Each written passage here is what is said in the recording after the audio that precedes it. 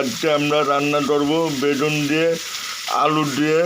গাছের আলু মাইটা আলু এই যে মাছ বাঁধা হইতেছে দেখেন তেল দিয়ে দিতে তিলের তেল দিয়ে দিতে হচ্ছে দেখেন পেঁয়াজ দিয়ে দিল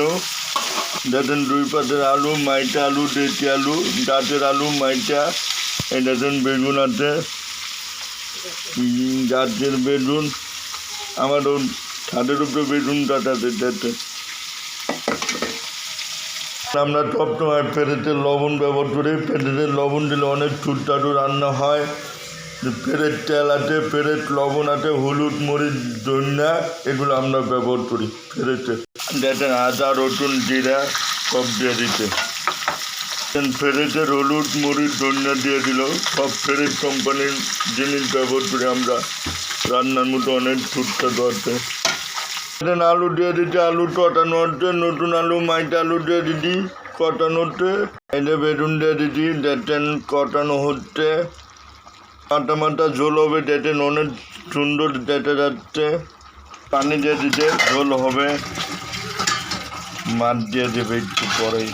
হয়ে গেলে দিয়ে দিতে দেখেন রুই মাছ দিয়ে দেবে এখন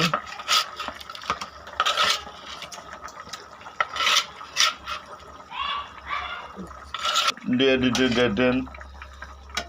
কত সুন্দর ঘিরান ছুটছে ভিডিওটি লাইক কমেন্ট শেয়ার করে দেবেন সাবস্ক্রাইব করে দেবেন আর রান্না এরা ঠিকঠাক অনেক সুস্বাদু রান্না এই রান্নাটা অনেক সুস্বাদু চাট হবে পরিমাণ মতন আবার লবণ দিল ফেরেছে